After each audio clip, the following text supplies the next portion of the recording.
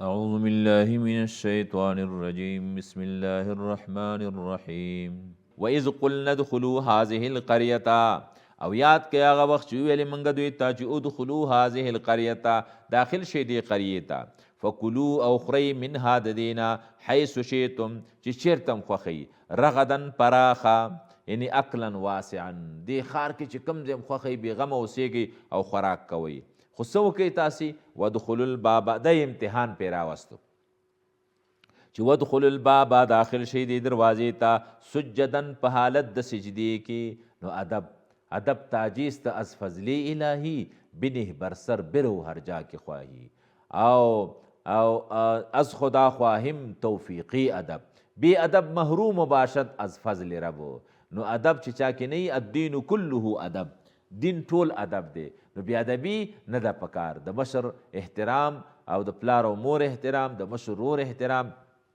او دا به خیال به ساتي د هر چا او وقولو او وایې تاسې حتتن لفظ وایې نغفر لکم زه به تاسو ته مغفرت وکم نو خطایاکم د ګناهونو ستاسو او وسنزید المحسنین زر دی چې زه زیات کم محسنانو خلکو ته او نیکانو خلکو ته نورم زیاتومه په ثوابونو کې نو فبدل الذین ظلموا بدل که هغه خلکو چې ظالمانو بدل الذین ظلموا قولا خبره غیر الذي غیر داغنا قیل لهم چې ویل شوي و دوی ته حتتن ویل شوی او دوی حنتتن ویلی دوی ته ویل شوی چې سجدن په حالت د سجدې کې داخل شوي دوی په کناټو باندې څخېدل نو الله وی قیل لهم اویل شو دوی ته چې کله کومه خبره دوی ته ویل شوي هغه یې بدله کړه نو فانزلنا علی الذین ظلموا نازل کمنګه په خلکو باندې چې ظالمانو رجزن عذاب من السماء د اسمان نه بما کانوا یفسقون په سبب داغه چې دوی نافرمانی کوله د نافرمانی په وجه باندې الله پاک پې څه راوستو عذاب یې پې راوستو وإذ استسقى موسی دا بل انعام دی الله پاک چې کله دوی د دریاب نه پورې وتل او میدان تیه ته لاړه دا خو میدانو او یو شیم پکې نو په هغه ځای کې اوبه نه وي د اوبو غوښتنه دوی وکړه چې اوبه راته پکار دي موسی علیه السلام ته راغلل و یا موسی علیه السلام د تندې نه مړه شو څه چل وکړو موسی علیه السلام الله پاک ته سوال وکړو الله پاک ورته ویلي چې دغه امسا راواخله او دا تیږه پې ووهه ځینې مفسرین وایي چې دا هغه تیږه وه چې د موسی علیه السلام نه یو وخت کې کالي تختولي وو د کالیو کیسه څنګه وه هغه به هم راشي موسی علیه السلام باندې دی بني اسرائیلو الزام لګو موسی علیه السلام به ځان ته لمبل په دې سیند کې او یو ګودر کې به خاص ځان ته لمبل د ټولو خلکو نه به جدا و او د بني اسرائیلو داسې لمبل چې مطلب ټولو به بربند لمبل او کالی به یې نه اغوستل او لوس به او ټولو به یو ځای لمبل نو موسی علیه السلام کې حیا وه او پرده پکې وه دلته د بني اسرائیلو دا کیسه شروع کړه چې یاره موسی علیه السلام خو مرض لري او تکلیف لري او ځکه په دې دغه کې اندام مخصوصه کې څه مرض دی او تکلیف دی نو ځکه دوی ځان ته لامبي نو موسی علیه السلام بله ورځ چې لاړه الله پاک د دوی دغه راز د موسی علیه السلام دغه نقصان دوی ته ښکاره کو چې نقصان پکې نشته دی دا د پردې او د حیا د خاطره ځان ته لامبي تاسو ته هم دا پکار دی پرده او حیا پکار ده نو په دې خاطر باندې موسی علیه السلام چې کله سیند ته ورګډ شو کالي په یوه تیږه کېښودل چې راجګ شو بیرته چې کالي اغوندي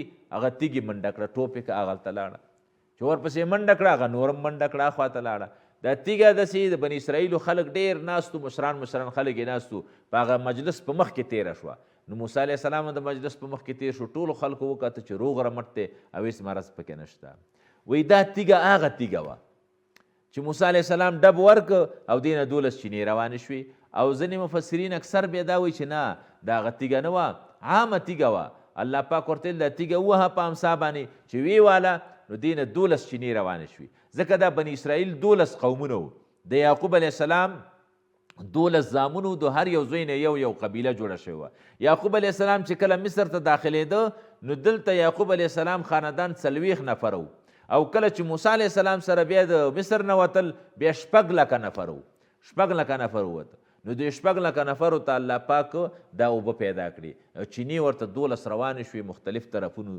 نو الله وی وإذ یاد کا وخت اذ استسقا موسی چې طلب د څکلو وکړه موسی علیه السلام. د استسقا ته هم ځکه استسقا وایي چې طلب د خړوبولو د څکلو کوي. خلک د استسقا مونځ به یې وکړو چې هلکه څارویو ته اوبه ورسیږي او موږ انسانانو ته هم اوبه ورسیږي چې اوبه وڅکو. موسی علیه السلام طلب د اوبو د څکلو وکړو لقومي خپل قوم ته. نو فقلنا الله وی موږ ویلې موسی علیه السلام ته ادرب بعصاکا ووهه په امسا خپل باندې الحجره دا تیږه ووهه. نو فانفجرت بیا وبهېدلې د دې نه منهو د دې ونې نه د دې تیږې نه 12 عینا 12 چیني. قد علم کل اناس وپېژند هر یوې ډلې او هر جماعت مشربهم زید سکلو خپل ګودرې وپېژنده چې د دې ځای نه به اوبه څکو. نو کلو الله وایي موږ ورته ویلې چې څکئ او وخورئ او وشربو او څکئ من رزق الله د رزق د الله نه. ولا تعصوا مگر ځئ فی الارض په ځمکه کې مفسدین فساد راوستونکي. فساد به کوئ او خورئ او څکئ او حساب به منئ. ګوره ځکه چې فساد راولئ فساد وکړئ نو بیا الله پاک عذاب راولي. عذاب چې راشي بیا لمده وچ ټول سوځېږي سره د وچو د غمه وی لمدم سوځېږي. نو وإذ قلتم یا موسی لن نصبره. ګوره دا خبره اول دغه یې کړې وه د بني اسرائیلو کړې وه او دا مخکې چې تېره شوه چې وإذ قلنا ادخلوا هذه القرية فكلوا منها حيث شئتم هغه وروسته نازل شوی. خو الله پاک ما درته ویلي چې قرآن د تاریخ کتاب نه دی. تاریخ غوندې سلسله نه شروع کړي چې اول نه شروع کړي تر اخره پورې. نه ځای په ځای باندې یو آیات یوه جمله دا د هدایت دپاره ده. نو فرمایي وإذ یاد کا وخت قلتم چې وویلې تاسې لن نصبره هرګز موږ صبر نه کوو. لن نصبره علی طعام په طعام باندې واحد په یو طعام باندې. نو فدع لنا وغواړه موږ دپاره ربک د رب خپلنا یخرج لنا چې راوباسي موږ ته مما د هغه نه تنبت الارض چې رازرغونوي ځمکه. وایي موږ هره ورځ دا غوښې نه خورو. من بقلها دغه نه دی نه د ترکارۍ د دی نه او سبزیجات موږ ته راوباسئ. وقصائها او تری او بادرنګ وفومها وږه او وعدسها دا عدس دال وبصلها او پیاز. نو داسې انصافدارو چې اوس د مړز غوښې ته وګوره چې الله پاک په خپل قدرت سره کړي او سور کړی مړزي او تا ته راوړی شي. وایي نه موږ ته پیاز پکار دی. نو پیاز څه کوي چې پیاز سړی وخوري نو الحمدلله زه په اکثر وخت کې ډېر داسې وخت راځي چې په میاشتو مې پیاز نه وي خوړلی. او حدیث کې راځي چې پیاز چا وخوړه او اوږې وخوړه هغه دې زما مجلس ته نه راځي.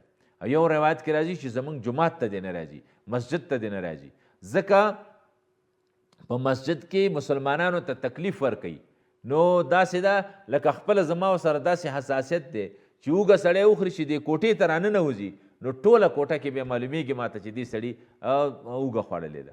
نو په دې خاطر باندې اوږه که خورئ او پیاز خورئ نو د شپې خورئ او خپل برستن کې څملئ په هغه ځای کې. او یا دا ده چې پخی کوئ. پخی کې حدیث کې هم راځي چې تاسو د دې بوی په اور باندې ختم کوئ او بیا د هغې نه بعد وخورئ. نو دا دغه ده فایده هم درته وکړي او مسلمان ته به تکلیف هم نه رسیږي. او که ته شین پلی د اوږې وخورې او یا پیاز وخورې نو بیا چې مجلس کې کښېنې نو ستا د خولې نه بیا بوی ځي او بل مسلمان ته تکلیف رسیږي. نو مسلمان ته به تکلیف نه ورکوي. ځکه الله پاک په محض انسان باندې خفه کیږي او بیا په مسلمان خو خود خفه کیږي. مسلمان او بیا ګوره چې مسلمان ته سړی کنځا کوي مسلمان پسې بدې ردې وایي او مسلمان پسې تهمتونه لګوي نو بیا څومره ګناه ده چې ګوره ته یې د خوراک نه منع کړې چې اوږه مه خوره. وبصلها قال الله پاک وایي دا شیان موږ غواړو. بادرنګ غواړو او تره غواړو او دا شی غواړو او پیاز غواړو اوږه غواړو او دال غواړو. دال اوس څه شی دی و د خدای بندګانو؟ نو دا ده چې غوښه وایي وسوځېږي هم د پیاتي نه ښیي نو پیاتي غواړي. نو فرمایي قال الله ورته ویلي تستبدلون الذي هو ادنى ایا تاسو بدلوئ هغه څه چې هغه کمزوری شی دی بالذي په هغه باندې هو خیر چې بهتر دی. ښایسته د مړز غوښه ده او ترنجبین دی هغه اوس اخلی پرېږدئ او تاسو پیاز غواړئ اوږه غواړئ تره غواړئ. اهبطو کوشئ مصرن هغې ښار ته فإن لکم بېشکه سته ستاسو دپاره ما هغه سالتم چې تاسې غواړئ. نو هلته یې ویلې چې په ادب او په احترام باندې به داخلېږئ دې ښار ته، او دوی ادب او احترام هم ونه کو. وضربت علیهم الذلة او مقرر کړی شو په دوی باندې ذلت، والمسکنة او خواري غریبي. او ځکه چې دا کرکله چې ده دا ډېر سخت کار دی که نه، وی چاودې خپې یو من خاورې پکې. دا دهقانان غریبانان وګوره څومره خواري کوي او څومره محنت کوي، خشاوه کوه او لو کوه او بیا غوبل کوه او څه کوه. دا ترېشلې چې کې نو دا معمولی موټر لږ ګردو کې د هغې نه مونږ تنګ یو، او بیا ته ورځه او دې دوړو ته او دې ګردونو کې بیا ګرځه.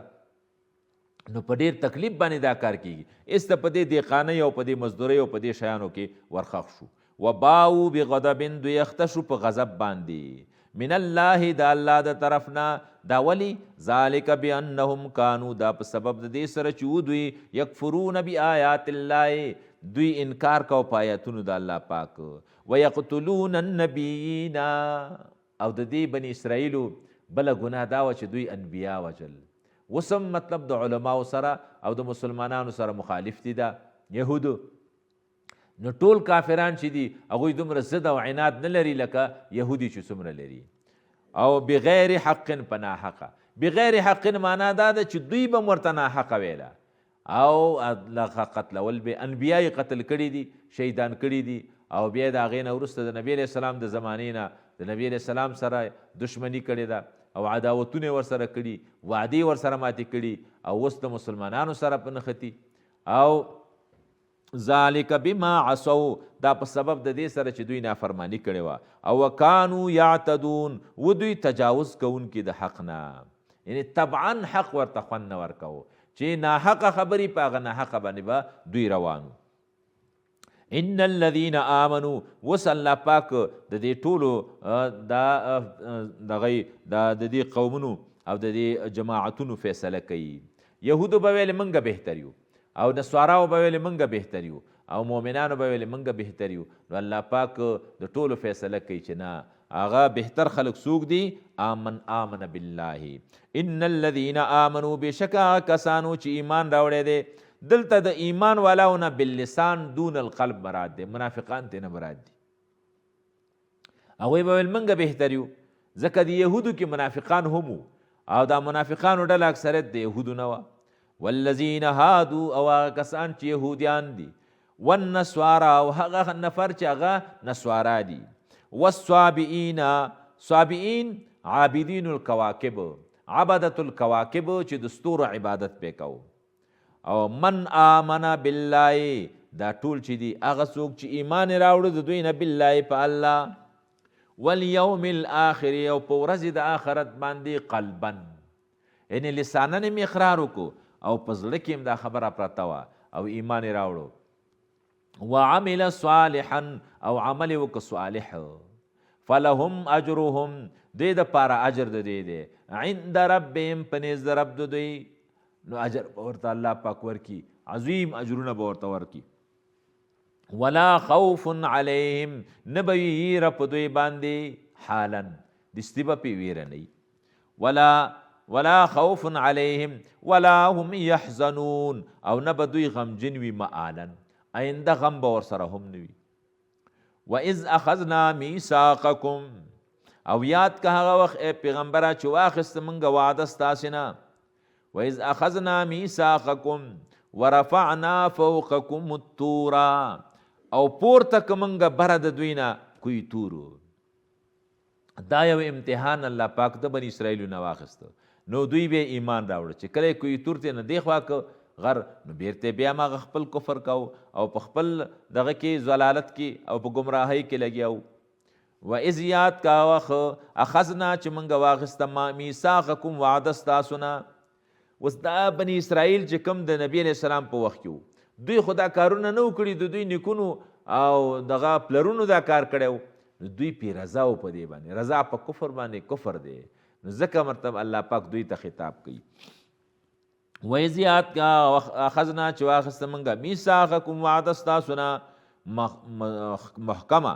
ورفعنا فوقکم او پورته کړه موږ بر ستاسو نه الطور کوی تور او درته څه ویلي خذوا واخلی ما آتیناکم هغه چې درکړی دی ما تاسو ته بقوة په مضبوطیا سره په محکموالي سره واذکروا یاد کوئ ما هغه څه فیه چې دي په دې کې لعلکم تتقون دپاره دی چې تاسې د الله نه ویریږئ ثم تولیتم بیا وګرځېدې تاسې من بعد ذلک د دې نه وروسته فلولا فضل الله کچیرې نه وی فضل د الله پاک علیکم په تاسو ورحمت او رحمت د الله پاک لکنتم من الخاسرین نو تاسو به شوي وی د تاوانیانو نه تاسو به تاوانیانو کې راغلی وی ولقد علمتم الذین اعتدوا منکم دا بل قباحت د دې ذکر کوي او خسران د دې ذکر کوي هغه بنی اسرائیلو باندې الله پاک د داود علیه السلام په وخت کې امتحان راوست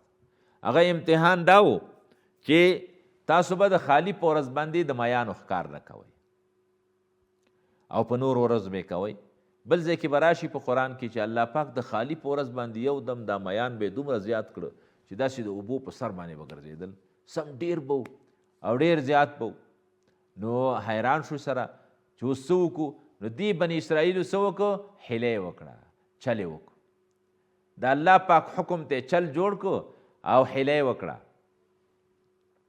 او حیله یې داسې وکړه چې د دریاب په خوا کې غټ غټ تالابونه جوړ کړو غټ غټ تالابونه یې جوړ کړو او د دریاب نه ورته اوبه نقل کړي د دریاب نه به د اوبو سره د میان هم تلل او په دې د تالاب کې به پرېوتل او بیا چې کله به تالاب ډک شو بیرته به لاره پې بنده کړه د یک شنبې په ورځ باندې خو د میانو بله لار نه وه په همدغه یو ځای کې به راټولو نو بیا به شروع شو دا میان به رانیول نو دا حیله وکړه نو دلته په بني اسرائیلو کې درې فرقې شوې دا امر بالمعروف الله پاک دی امارت ته دوام او ثبات ورکي نو امر بالمعروف دام ضروری دی چې خامخا په حکومت کې داسې یو جماعت وي چې هغه خلک نیکۍ ته رابلي او بدۍ نه منع کوي نو یوه ډله داسې شوه چې هغوی د احکارو او بله ډله داسې شوه چې هغوی د احکار والا منع کول چې ګور الله پاک منع کړې ده مه کوئ ده نمرود او لګې نه خیر دی د یک شنبې په ورځ به لږ لږ میان ونیسو خو داسې کار مه کوئ نو هغوی ورسره نه منله او درېیمه ډله داسې وه چې هغوی ښکار هم نه کوو او منع هم نه کوله وی نه انکار میکنیم او نه انکار میکنیم نه دا کار کوم او نه انکار کوم نو الله پاک چې کله عذاب راوسته نو هغه چا چې ښکار کو هغه هم هلاک شو او چا چې نه منع کول او امر بالمعروف نه و کړی هغه هم هلاک شو او چا چې امر بالمعروف کړی و هغه بچ شو نو په دې وجه باندې الله پاک دا امتحان په دوی باندې راوست نو الله وی ولقد علمتم الذین اعتدوا منکم او منګه پیژندلی په تاسو کې هغه خلک اعتدوا منکم چې تجاوز یې وکړ د تاسو نه فی السبت په ورځ د خالی کې د خالی په ورځ کې د خالی په ورځ کې تجاوز وکړ او میان یې ونیول په حیلې سره او په چل سره دې ځای کې بیا بعضې خلک داسې خبرې کوي چې دا خو حیله ده دې نه مراد دا حیله اسقاط ته دغه اسقاط کې چې مونږ حیله کوو دا ناروا ده نه هغه ناروا نه ده هغه زمونږ فقهاو لیکلي دي یو ورځې ما د یو عالم نه پوښتنه وکړه ما چې دا د کوم کتاب کې کتلي دي وایي چې ما په 7 فتاوو کې ما خپله کتلي یو 2 فتاوو کې خو ما هم کتلي چې دا شته دی دا حیله هغه حیله داسې ده چې یو سړی مړ شي او د باندې منځونه پاتې دي روژې پاتې دي او د وصیت کړی چې هلکه ما پسې صدقه وکئ او بله مسله داسې وه چې د سره اوس پیسې دومره نشته هلته منځونه 100 دي او د سره پیسې د 10 منځونو دي نو دا د 10 منځونو پیسې مونږ راخلو یو مسکین ته ورکوو او د الله پاک نه دا امید کوو داسې نه وایو چې دې ته مونږ ټیکټ د جنت ورکو او دا لاړ جنتي شو او ورڅه ورته معاف د الله نه امید کوو سوال کوو چې الله یې ورته قبول کړي چې د دې 10 مسکینان د 10 ورکړه د 10 منځونو هغه بیرته ورکړه دې ترې ته صدقه یې وکړه دې مسکین او بیا بل مسکین ته ورکړو بل مسکین هم بیرته ورکړه بیا هم بل مسکین ته 10 مسکینانو ته هم چې ورکړو نو 10 په 10 کې 100 نو کیدای شي الله پاک د دې سلو منځونو غاړه د خلاصه کړي، د دې سلو روژو غاړه د خلاصه کړي. نو دې ته حیله اسقاط وایي، ځکه چې مطلق حیله دا منع نه ده. حیله هغه منع ده چې یو حکم د الله پاک پکې بدلیږي. ګوره موسی علیه دغه د یوسف علیه السلام حیله ونه کړه، خپل ورور په یو چل باندې په یو حیله باندې ایثار کړ د نورو ورونو نه، او څه یې وکړه، جام یې راواخیسته د ورور په بار کې کېښوده او بیا امر وکړو تاسو تلاشي وکئ دا جام چا اخیستی. چې تلاشي وکړو د بنیامین په بار کې جام راووت. قصه به راشي، عجیبه غوندې قصه ده. دغه رنګې ایوب علیه السلام حیله ونه کړه. ایوب علیه السلام قسم خپلې بیبي ته کړی وایي زه به دې سل لختې وم. بیا چې وروسته شو وایي یا الله که دا سل لختې وم دا خو مري، او په دې وخت کې به زه بیا ښځه زده کمه چې ښځه مې مړه شي. نو الله پاک ورته ویلي دا جارو واخله او چې سل ډکې لري په دې باندې دا ښځه ووهه، داسې ده لکه سل لختې چې دی وایي. ګوره چل ورته الله پاک وښود. همدارنګې ابراهیم علیه السلام هیله وکړه او یو ظالم بادشاه و، هغه خلکو نه ښځه اخیستله او نیولې. نو ښځې ته یې ویلې چې ګوره ورته ووایه چې دا زما ورور دی، او په دې وخت کې خو ما او تا مؤمنان یو سره، او مؤمنان ټول ورونه او خویندې دي سره. اگر که ته زما ښځه یې، خو په ایمان کې خو هم سره ورونه او خویندې یو که نه. مسلمان د مسلمان ورور دی او مسلمانه د مسلمان خور ده.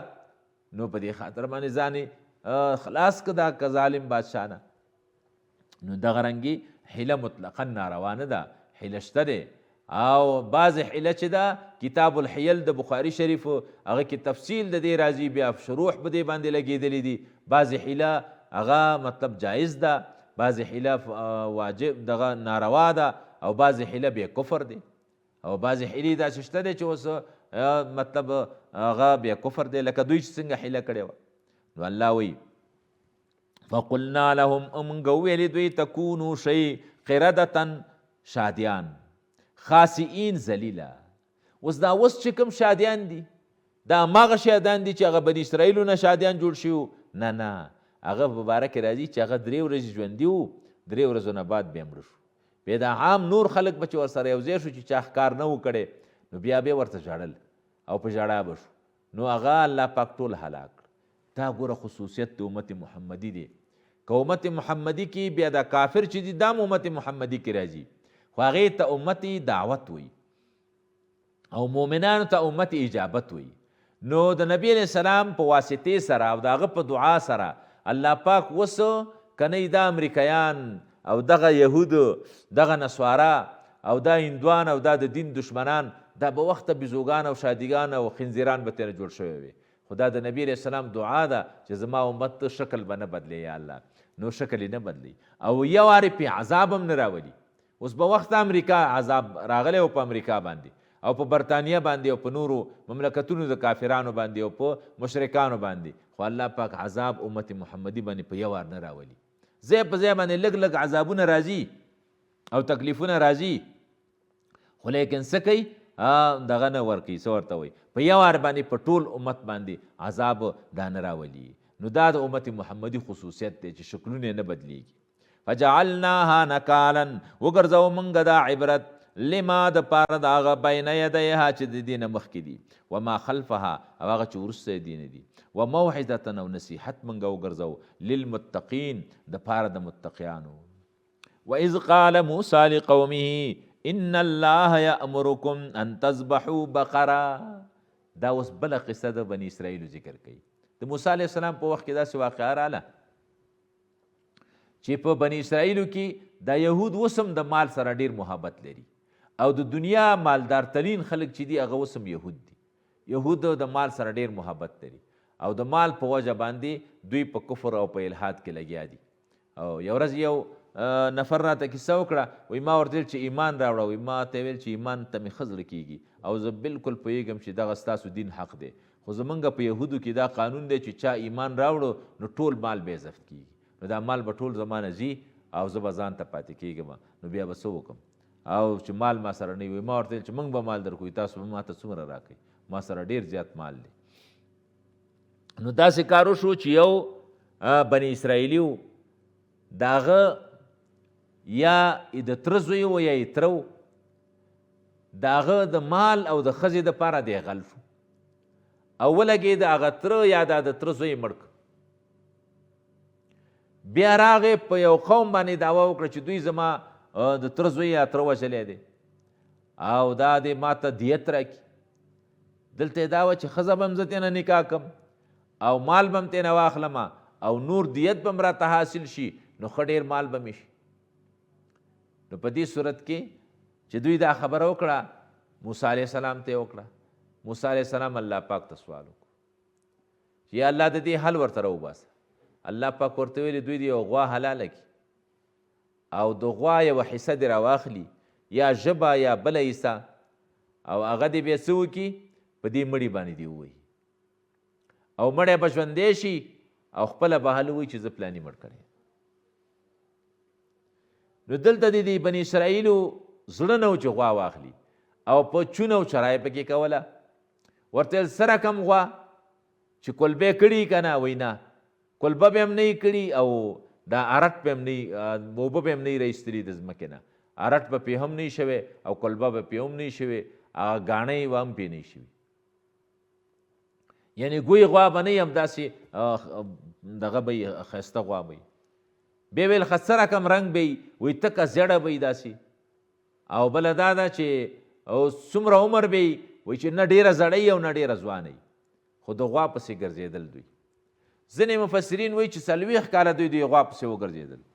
په آخره کې الله پاک دا غوا د یو یتیم سره پیدا کړه او یتیم کې دا کمال وایي چې یتیم به د مور خبره منله، د مور اطاعت یې کوو او داسې ورسره پیدا کړه چې د مور خبره به یې داسې منله چې غوا یې سروله، مور یې ورته ویل دا غوا خرڅه کړه، په 6 روپۍ خرڅه کړه. چې لاړه بازار ته شیطان ورته مخې ته راغی وایي په 12 را باندې خرڅه کړه. وایي نه، مور مې 6 روپۍ راته یاده کړې. بیرته راغی کور ته، مور ته یې ویل چې 12 روپۍ غوښته. وایي زه په 12 ورکړه ښه ده که نه؟ بیا ورته شیطان راغی وایي چې نه په 4 راکړه. وایي نه په 4 نه درکوم، ما ته مې مور 12 یادې کړي. بیرته بیا کور ته راغی. خو په هر حال دا غوا چې وه د یو یتیم سره وه او د یتیم د مور دعاګانې اخیستې وي، د مور اطاعت به یې کوو.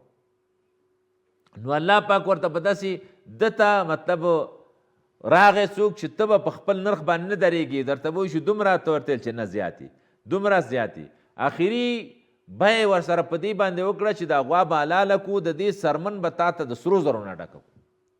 وایي بس صحیح شو. نو په دې باندې بیه د هغه یتیم سره وکړه او بیا یې د دې غوا حصه چې راواخیسته او په دې مړي باندې وواله. مړی چې راجګ شو هغه خپل سړی یاد کړ، هغه وراره یا د تره زوی چې دې سړي زه وژلی یم. نو هغه نور خلک هم د دیت نه خلاص شو او هغه مسله یې ښکاره شوه او دغه شو. او ځینې مفسرین بیا پکې دا وایي چې دا بقرې نه مراد علم دی د بقرې، خو به هر حال عام مفسرین هم دا وایي چې مطلب غوا ترې نه مراده ده. بني اسرائیلو غوا دې وایي د پلاني شي نه وایي د بني اسرائیلو غوا جوړه شوه. نو ډېر چون او چرا په یو کار کې نه ده پکار چې الله پاک یو حکم وکړو بس د الله د حکم منل پکار دي. او بعضې خلک لکه زموږ دا مسلمانانو کې هم داسې دي چې یاره 15 وخته د 60 ماسه وکړي نو دا مرض ورسره ورکېږي او 15 وخته چې اودس وکړي دا مرض به ورکېږي. دا خبرې مه کوئ، دا صحیح ده، فواید لري، خو لیکن اصل دا ده چې دا د الله حکم دی، د الله امر دی چې 15 وخته لمونځ وکړه او 15 وخته اودس کوه. نو دا که موږ ته ظاهري نقصان ښکارېږي او که فایده ښکارېږي، زموږ دا ایمان دی چې دې کې فایده ده. ځکه چې فعل الحکیم لا یخلو عن الحکمت، فعل د حکیم دا د حکمت نه خالی نه وي. نو چې هر یو حکم الله کړی بس په دې کې زموږ څه ده؟ فایده ده. هر یو حکم چې د الله پیغمبر کړی وي په دې کې زموږ فایده ده. نو په دې خاطر باندې دې کې چون او چرا او دغه پکې لټول نه دي پکار. نو فرمایي وإذ قال موسی لقومه، نو فرمایي وإذ یاد کا وخت قال موسی چې ویلي موسی علیه السلام لقومه خپل قوم ته ان الله بشک الله پاک چې یأمرکم امر کوي تاسو ته ان تذبحوا بقره چې حلاله کوي تاسې غوا. نو قالو دوی ویلي اتتخذنا هزوا، ایا نیسي ته موږ په ټوکو؟ نو قال الله پاک ورته ویلي قال اعوذ بالله، پناه غواړم په الله سره. موسی علیه السلام ورته ویلي اعوذ بالله زه پناه غواړم په الله ان اکون من الجاهلین چې زه شم د جاهلان نه. ټوکې او ټقالې دا د جاهلانو کار دی. ځکه من کسرا مزاحه زالت هیبته، د چا چې ټوکې او ټقالې زیاتې شي نو د هغه هیبت ختمیږي. نو ټوکې او ټقالې هسې ښه شی نه دی. او بیا ټوکې په دروغو باندې ټوکې په دې کې بیا حدیث کې ډېر سخت منع راغلی ده چې مطلب دا سړی به په سخت عذاب کې وي چې په دروغو باندې خلک خندوي. او یو دا دی خوشطبیعتي. خوشطبیعتي نبي علیه السلام کړې ده، او داسې خوشطبیعتي کړې ده. یو ورځ یو سړی راغی، هغه ورته ویلي اوښه مې پکار ده، وایي د اوښ بچی به درکړم. هغه ورته ویل یا رسول الله زه د سپي بار وړم، د اوښ بچی څه کوم؟ وایي خو دا هم د اوښ بچی دی که نه، دا د اوښې نه پیدا نه دی. نو ورته یې وخندل. نو دغه رنګې ټوکه نبی علیه السلام کړې ده. نبی علیه السلام ته یو ورځ صحابه کرام ویل یا رسول الله تم ټوکه کې؟ وایي زه ټوکې کوم خو زما خبرې رښتیا وي، نو دروغ نه وایم په ټوکو کې. لکه یو ورځ یوې ښځې ته ویلې، وایي دا زړې ښځې چې دي دا به جنت ته نه ځي. هغه ښځه په ژړا شو، یا رسول الله ولې به جنت ته نه ځي؟ وایي جنت ته چې ځي هغه به پیغلی د 10 کلنۍ په عمر کې به وي، هغه عمر کې به جنت ته ځي. داسې زړه به جنت کې ته څه وکړي چې تلی نه شي او حرکت نه شي کولی، او خپې دې حرکت نه کوي، لاسونه دې حرکت نه کوي. نو په دې خاطر باندې نو فرمایي، نو الله موسی علیه السلام ورته ویلي چې اعوذ بالله ان نکون من الجاهلین، زه پناه غواړم په الله سره چې زه شم د جاهلانو نه. ټوکې خو د جاهلانو کار دی. نو قالو بیا دوی ویلي ادعو لنا، وغواړه موږ نه په ربک د رب خپل نام، یبین لنا چې بیان کړي موږ ته ما هیه چې دا غوا څه شی دی. قال موسی علیه السلام ورته ویلي انه یقولو بشک الله پاک فرمایي، یعنی یحکم فیصله کوي او حکم کوي، انها بقرة چې دا یو غوا ده، لا فاردن چې نه به ډېره ځوانه وي دغه وي زړه وي، ولا بکرن او نه به ډېره وړه وي، نه به ډېره زړه وي او نه به ډېره د عوانن بین ذالکه درمیانه به وي په منځ د دې کې، منځګړې به وي. ذالکه نو ففعلوا وکئ ما تؤمرون هغه چې تاسو ته امر کیږي. نو قالو ادع لنا، دوی ویلي وغواړه موږ ته د رب خپل نه، ربک د رب ستانه، یبین لنا چې بیان کړي موږ دپاره ما لونها چې رنګ یې څه شی دی.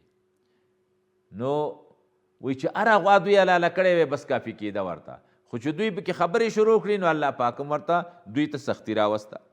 نو قال موسی علیه السلام ورته ویل انه یقولو بېشکه الله پاک فرمایي انها بقرة دا یو غوا ده، صفراء زیړه، فاقع لونها چې تک زیړ رنګ دی، او تسر الناظرین خوشحالي کتونکي، یعنی داسې ښایسته او ډولي غوا ده چې ورته ګوري نو سړی خوشحالیږي. نو قالو دوی ویل ادعو لنا وغواړه موږ ته ربک د رب خپل نه، یبین لنا چې بیان کړي موږ ته ما هیه چې دا غوا څنګه ده. ان البقره تشابه علینا، بېشکه دا غوا په موږ باندې مشتبه شوه او دغه شوه په موږ باندې سخته شوه. او وانا ان شاء الله، وی که دا ان شاء الله دوی نه وی ویلې تر قیامته پورې چې ګرځېدلی وی دا غوا به نه وی پیدا کړې، خو د ان شاء الله په برکت باندې بیا پیدا کړه. وانا ان شاء الله، او بېشکه موږ که د الله خوښه شي لمهتدون هدایت موندونکي یو. نو قال موسی علیہ السلام ورته ویل انه یقولو بېشکه الله پاک فرمایي انها بقرة دا یو غوا ده، لا ذلول چې نوي ګوی، تثیر الارض چې څیرې کړي ځمکې چې پې کرلي، ولا تسقي الحرث او نه به خړوب کړی فصل، یعنی فصل به نه یوبه کړی، په فصل باندې به فصل به په ده باندې نه یوبه شوی. مسلمة سالمه به وي، روغه به وي، لا شیت فیها چې نه به وي داغ په دې کې، بلکل ښایسته غوا به وي. قالو نو دوی ویل الآن جئت بالحق، اوس دې راتګ وکړه ای موسی علیه السلام په حق سره. فذبحوها نو دوی ذبح کړه، غوا یې پیدا کړه د هغه یتیم سره، او بیا چې هر څومره قیمت ورکړه هغه قیمت یې ورکړه او بیا یې ذبح کړه. وما کادو قریب نو دوی یفعلون کوونکي د دې.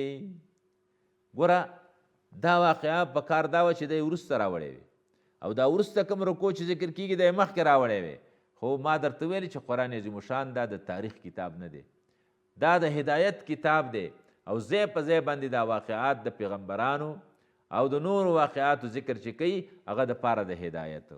لکه د غوا ذکر وشو چې لکه په غوا کې داسې د الله په حکم کې چونه او چرا مه کوئ چې الله پاک حکم وکړو نو بس منئ بې دا مه وایئ چې یاره دې کې نقصان نه او دې کې دا وي او دې کې دا وي نه دا مه کوئ او دا د کافر پروا مه ساتئ چې دې به کافر خفه شي نه وَإِذْ قَتَلْتُمْ نَفْسًا او یاد کې هغه وخت چې قتل که تاسې یو نفس فَادَّارَأْتُمْ فِيهَا بیا په شک کې شوئ په دې کې اختلاف مو وکړو چې دا چا مړ که قاتل یې نه و معلوم والله مخرج الله پاک چې دی راویستونکی دی ما د هغه کنتم تکتمون چې وایي تاسې پټونکي د هغې الله یې ښکاره کوي نو فقلنا موږ درته ویلې اضربوه ووهئ دا سړی ببعضها په بعضې حصې د دې غوا چې هغه بعضې حصې چې هر یو ځای وي که لکۍ وي که ژبې وي که هر یو ځای وي کذلک یحیی الله الموتی ګوره په دې کې دا خبره ده چې دغه سړی را ژوندی شو نو دغه رنګې الله پاک ټول مړي را ژوندي کوي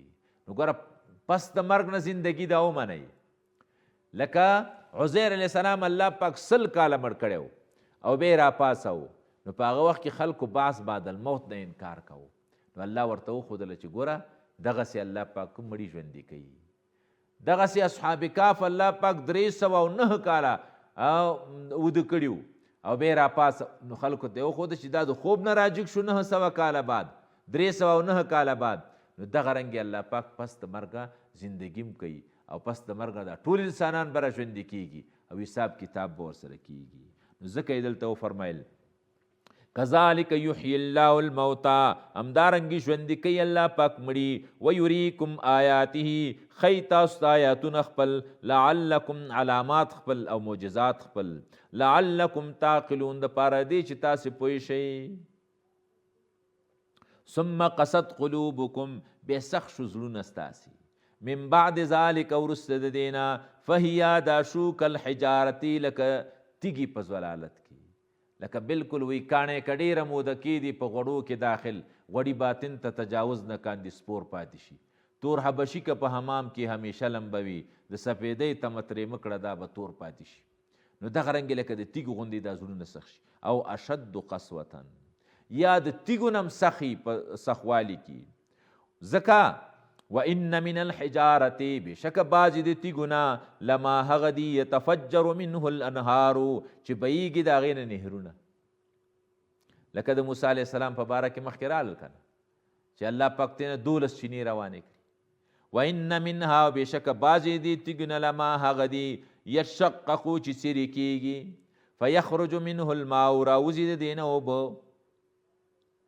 وان منها او بشک بعضې دې تیږو نه لما هغه دي یهبطو چې راغورځېږي من خشیت الله د ویرې د الله نه د غرونو نه یو دم تیږه راتولی شي ځکه په دې تیږه کې هم یو احساس شته دی په ټول مخلوقات د الله پاک کې نو په انسانانو کې ډېر روح دی هغوی ته عقل هم ورکړی دی په ښه او بد هم پوهېږي او په تیږو کې دومره احساس شته چې د الله پاک عبادت کوي او د الله تسبیح وایي ځکه الله پاک وایي وان من شیء الا یسبح بحمده ولکن لا تفقهون تسبیحهم نشته د یو شي نه په دې دنیا کې که هغه تیږه ده او که غر دی او که بوټی دی او که اسمان دی او که ځمکه ده ټول د الله پاک تسبیحات وي او وما الله بغافل نه دی الله پاک نه خبره اما د هغه نه تعملون چې کوئ تاسې الله خبردار دی اوس الله پاک تسلي ورکوي او مؤمنانو ته افتطمعون ان یؤمنوا لکم ایا تاسو تمه لرئ چې ایمان به راوړي تاسو ته دا یهود په دغې دلایلو باندې ستاسو د دلایلو د وجې نه نه وقد کان فریق منهم و یوه ډله د دې یهودو نه یسمعون کلام الله چې اورېدی خبرې د الله پاک ګوره موسی علیه السلام اویا کسه بونتلو کوی تور ته اول ته الله پاک پې آواز وکړه د الله خبرې یې واورېده ثم یحرفونه بیا دوی پکې تحریف کوو یاره وایي اواز غوندې مونږ واورېدی یو انګۍ غوندې وسب اواز نو پې پوه نه شو چې دا څه شی و من بعد ما عقلوه پس د هغه نه چې دوی پوه شو پې وهم یعلمون او دوی پوهېدل په دې په هر څه پوهېدل حق یې پېژنده واذ یاد کا وخت واذا لقوا الذین آمنوا کله چې دوی یو ځای شي دا خلکو سره چې مؤمنان دي نو قالو دوی وایي آمنا موږ ایمان راوړی و اذا خلا کله چې ځان ته شي بعضهم بعض د دوی الی بعض نور سرا. نو قالو دوی وی اتحدثونهم چې نورو کافرانو سره یو ځای شي بیا وی تاسو خبرې کوئ د مؤمنانو ته بما په هغه باندې فتح الله علیکم چې خلاص کړی ده په تاسو باندې الله پاک فتح در کړي په هغې باندې. یعنی نعت او صفت د نبی علیه الصلاة والسلام مه بیانوئ تاسې بما فتح الله علیکم لیحاجوکم چې جګړه وکړي دوی تاسو سره به په دې سره عند ربکم په نزد د رب ستاسو. افلا تعقلون تاسو نه پوهېږئ د مؤمنانو ته خپل راز مه وایه چې داسې په تورات کې ستاسو ذکر راغلی دی او په انجیل کې ستاسو ذکر راغلی دی. نو الله پاک د دې جواب کوي اولا یعلمون آیا دوی نه پوهېږي ان الله یعلم چې الله پوهېږي ما په هغه باندې یسرون چې دوی پټوي وما یعلنون او هغه چې ښکاره کوي. الله پاک په ټولو باندې عالم دی په ښکاره او په پټو باندې. که دوی پټوي او که ښکاره کوي الله پاک په هغې باندې پوهېږي. ومنهم امیون او بعضې په دې کې امیان دي چې بالکل لیکل او لوستل نه ورځي. لا یعلمون الکتاب چې نه پوهېږي په کتاب تورات باندې الا امانیه مگر صرف ارزوګانې دي ورسره. وانهم نه دي دوی الا یظنون مگر ګمان کوونکي دي. نو فویل للذین یکتبون الکتاب هلاکت دی د هغه خلکو دپاره چې هغوی څه کوي یکتبون الکتاب لیکي کتاب بایدیهم په خپلو لاسونو باندې تحریف کوي. ثم یقولون او بیا وایي هذا من عند الله دا د طرف الله نه دی. په تحریف کې به انشاءالله خبره تفصیلی راشي چې یهود او نصاراو په دې کتابونو کې تحریف کړی دی او د ځان نه پکې یو شی ځای کړی دی او زیات کړی دی او بعضې شیان یې ترېنه ایستلي دي. لیشترو بی د پاره دی چې واخلي په دې سره ثمنن قلیلا پیسې لګي. یعنې ثمنن قلیله په دې خاطر ویلې چې د الله د حکم د بدلیدلو په بدله کې سړی هر څومره پیسې واخلي دا کمې دي. که ټوله دنیا څوک درکړي هم دا کمه ده ځکه د الله حکم بدلول نو دا نه دي پکار. فویل هلاکت دی لهم دوی دپاره مما د هغه نه کتبت ایدیهم چې لیکي لاسونه د دوی وویل لهم هلاکت دی دوی دپاره مما د هغه نه یکسبون چې دوی کوي. چې دغه امیین او دا ساده خلک دا غلطه وي. وقالو او وی دوی لن تمسنا النار هرگز به مسنه کې موږ اور الا ایاما معدوده مگر ورځې شمار کړی شوي. د شمیر ورځې دي چې هغه د خصوصي عبادت موږ کړی دی او یا دا ده ایاما معدوده 3 ورځې یا کم یا هغه د خصوصي عبادت چې موږ کړی 40 ورځې هغه به عذاب راکولی کېږي او نور به عذاب نه راکولی کېږي. لکه د دې عیسایانو دا عقیده ده چې زموږ د ټولو ګناهونو په بدله کې عیسی علیه السلام په دار شوی دی او بس هماغه کافي دی او موږ به دوزخ ته سره ځو. نو بیا اوس عجیبه خبره ده. وی ظلم او زیاتی دی یو څوک وکړي او بل څوک وکړي او بیا د سزا بل چا ته ورکولی کېږي. دا خو یو انصاف نه دی. انصاف خدا دی چې چا ظلم کړی چې هماغه ته سزا ورکړی شي. نو داسې خو نه کېږي. نو قل ورته وایه پیغمبره اتخذتم عند الله عهدا آیا تاسو نیولې ده الله سره وعده.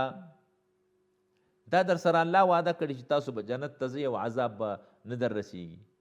نو فلن یخلف الله عهده هرگز مخالفت نه کوي الله پاک د وعدې خپلې. نو وعده خو الله پاک پوره کوي که نه چې الله در سره وعده کړي. ام تقولون علی الله او کنه وایې تاسو په الله باندې ما لا تعلمون هغه چې نه پوهېږئ. بلا داسې نه ده من کسب سیئتا چا چې وکړه یو ګناه اگر که وړه وي واحاطت به او احاطه وکړه په دې سره خطیته ګناه د ده فاولئک اصحاب النار دا خاوندان د اور دي هم فیها خالدون دوی به په دې اور کې همیشه وي. نو همیشه به دپاره به په دې اور کې اوسیږي. نو تاسو هم څه کوئ چې ګناه کوئ نو مطلب ګناه سزا به ګورئ او تاسو به یې ګورئ. تاسو تحریف کړی په تورات کې، په انجیل کې، او ځان نم خبرې کوئ، نو بیا به سزا هم ګورئ. والذین آمنوا، هغه کسان چې ایمان راوړی، وعملوا الصالحات، او عمل صالحی کړی ده، اولئک اصحاب الجنت، دا خاوندان د جنت، هم فیها خالدون، دوی به په جنت کې همیشه وي. وَإِذْ أَخَذْنَا مِيثَاقَ بَنِي إِسْرَائِيلَ، دا بیا د بني اسرائیلو ذکر دی په دې کې. وَإِذْ یاد کا وخت اخذنا چې موږ واخسته میثاق بني اسرائیل، وعده د بني اسرائیلو نه، محکمه وعده م ترې واخسته د څه؟ لا تعبدون الا الله، چې عبادت به نه کوئ مګر صرف د الله پاک. وبالوالدین احسانا، او مور و پلار سره به احسان کوئ. نو د مور و پلار حق چې دی دا د الله پاک د حق نه متصل حق هغه د مور و پلار دی. د مور و پلار حق د الله د عبادت نه متصل ذکر کړ. نو واعبدوا الله ولا تشركوا به شيئا وبالوالدین احسانا، هلته د والدینو حق دوباره ذکر شو. ځکه مولانا اشرف علي تانوي رحمه الله هغه لیکي چې د خلکو دا حقوق بالعکس کړي دي. اول حق په معاشره کې د مور و پلار دی، دویم حق د استاز دی، دریم حق د پیر او د مرشد دی. اوس خلکو دا بالعکس کړي. اول خلک د پیر او د مرشد ډېر احترام کوي، د هغې نه وروستو بیا چیرته د استاز احترام وکړي، د هغې نه وروسته بیا د مور و پلار احترام کوي. نه، د مور و پلار احترام اول دی، ځکه د مور و پلار د احترام باره کې وعیدات راغلي، احکام راغلي. الله پاک سوئی لا تقل لهما اف ولا تنهرهما وقل لهما قولا کریما. تاسو د مور و پلار ته د اف کلمه مه وایئ. د مور و پلار د حقوقو باره کې به انشاءالله وروسته بیا هم یو ځای کې تفصیل وکړو. وبالوالدین احسانا وذی القربا، خاوندانو د قرابت سره احسان وکړئ. نبی علیہ السلام وایي خپل ولی به په ورځ د قیامت باندې د عرش نه لاندې ځوړند دی. چا چې پاللی وي نو الله پاک ته وایي یا الله د دې شفاعت د دې بخښنه وکړه او دا د خپل رحمت سره یو ځای کړه، زه یې یو ځای کړې. او چا چې نه یې پاللی نو بیا به څه کوي؟ په هغې باندې به بالعکس شاهدي وایي چې یا الله د زما خیال نه دی ساتلی، د خپل رحمت نه لرې کړه. وذی القربا والیتاما، یتیمانو سره احسان وکوئ. یتیم پالل چې دی دا ډېر ضرور دی. یتیم چې دی نبی علیہ الصلوۃ والسلام فرمایل انا وکافل الیتیم کهاتین، زه او کفالت کوونکی د یتیم به داسې دواړه په جنت کې یو ځای یو. او د یتیم په سر چې لاس راکش کي، حدیث کې راځي چې څومره احسان لاس لاندې راله همدومره نیکۍ الله درکوي. نو یتیم به احترام هم کوي او یتیم به خوراک او د څښاک په خیال ساتي. والیتاما والمساکین، مسکینانو سره احسان کوه. نبی علیہ السلام عائشې ته وایي یا عائشتو احب المساکین، محبت کوه د مسکینانو سره، د مسکینانو محبت به دي جنت ته داخل کی. او نن خلک څه کوي؟ وایي د غریب سړي نه بوی ځي. نو غریب سړی که خپلې وي هم ځان ته یې نږدې نه پرېږدي. نه، د فقراو د غرباو سره محبت کول دا ضروري شی دی. وقولوا للناس حسنا، او وایه تاسې خلکو ته ښایسته خبرې، خلکو ته ښې خبرې کوه، خلکو باندې زور مه کوه، ظلم پې مه کوه، زیاتی پې مه کوه. حکومت په لاس کې درغړې طالبه، نو خلکو سره زیاتی مه کوه، او خلکو سره نرمه رویه کوه او ښه اخلاق ورسره کوه. او ځکه نبی علیہ الصلوۃ والسلام ته الله پاک ښه اخلاق ورکړي. وقولوا للناس حسنا، او خلکو ته ښایسته خبره کوه، نرمه خبره کوه. واقیموا الصلاة، او دې سره ګوره پام کوه چې عبادت د الله پرېږدي، اقامت د مانځه م کوه. اقامت د مانځه لکه ګوره دلته م اقیمو لفظ ذکر شو چې قایم که ټول فرایض او واجبات او سنن د دې فکر وساته. وآتوا الزکاة، او ورکوئ زکات، د زکات فکر کوه. وآتوا الزکاة ثم تولیتم، بیا وګرځېدئ تاسې الا قلیلا منکم، مگر کم په تاسو کې، کم خلق په تاسو کې ونه ګرځېدل او نور ټول وګرځېدئ دغه احکام د الله پاک ونه منو. وانتم معرضون، او تاسو چې اعراض کوونکي. وإذ أخذنا میثاقکم، او یاد کړئ هغه وخت ای بني اسرائیلو چې واخیسته موږ واده ستاسو نه، لا تسفکون دماءکم، چې مه تویوئ تاسې وینې خپلې، خپل منځ کې جګړې او جنګونه مه کوئ. او ولا تخرجون انفسکم او مو باسي تاسې ځانونه خپل یعنی خپل قومیان من دیارکم د کورونو ستاسو نه ثم اقررتم به اقرار وکړه تاسو وانتم تشهدون او تاسو گواهی سیږئ گواهی ثم انتم هؤلاء به تاسو هغه خلک تقتلون انفسکم چې قتلولم خپل ځانونه ځکه چې بل ورور وژني بل قومي وژني او خپل ځان وژني وتخرجون فريقا او استلم یو ډله منکم د تاسو نه من دیارهم د کورونو خپلونه تظاهرون علیهم تاسیم کومک کو په دوی باندې بالاسم والعدوان تظاهرم کو په ګناه باندې او په تجاوز باندې وان یاتوکم اسارا او کراش تاسو ته بندیان تفادوهم تاسو فدیه ورکئ د هغوی نه وهو محرم علیکم او دا حرام دی په تاسو باندې اخراجهم ویستل تاسو افتؤمنون ببعض الکتاب تاسو کې ایمان لرئ په بعضې کتاب وتکفرون ببعض او انکار کوئ په بعضې غیر د فدیې نه اخراج کوئ خلکو باسي او جلاوطن کوئ دا مه کوئ فما جزاء من يفعل ذلك صد بدل د هغه چا چې کوي دا کار منکم د تاسو نه یعنی نه د بدله د هغه خلکو چې کوي دا کار د تاسو نه الا خزي فی الحیات الدنیا مگر رسوایی ده په ژوند د دنیا کې په دنیا کې به الله ذلت ورکړي ویوم القیامت یو په ورځ د قیامت باندې یردون الی شد العذاب دوی را ګرځولی شي سخت عذاب ته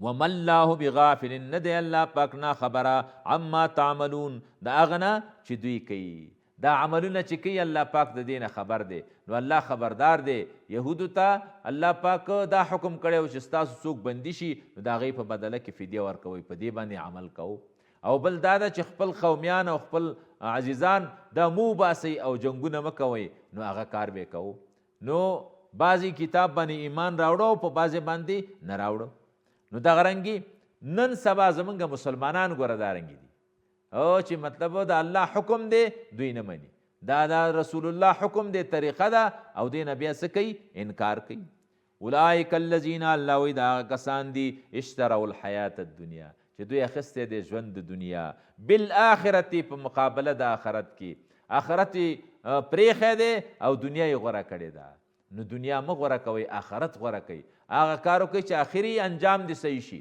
او د ټولې زندګۍ فکر وساته په یو ځای کې سړی مسافر وي نو مسافرت کې خلک بنګلې جوړوي او هلته پارتمانونه جوړوي ځکه چې بیرته سبا د دې ښار نه روانې نو څه کې نو دغه رنګې دا دنیا هم داسې ده دنیا کې یو څو ورځې زندګي ده اصل زندګۍ ځای زمونږ چې دی او زندګي هغه زمونږ د آخرت زندګي ده نو آخرت صحیح کول پکار دي نو فلا یخفف عنهم نشي سپکولی دوی نه العذاب عذاب ولا هم ینصرون او نه به د دوی کومک وشي او امداد وشي دوی سره کومک او امداد هم نه کېږي ځکه چې وایي چې الله پاک در سره مل نه وي رحمانه که لښکرې در سره وي یک تنهایی نو که ټوله دنیا تا سره ودرېږي او الله پاک در سره نه وي نو د الله امداد او کومک او معاونت در سره شامل حال نشي نو بیا ته نشي کولی نو په دې خاطر باندې ولقد آتینا موسی الکتاب وقفینا من بعده بالرسل په دې رکو باندې بس دی نو الله جل شانه دې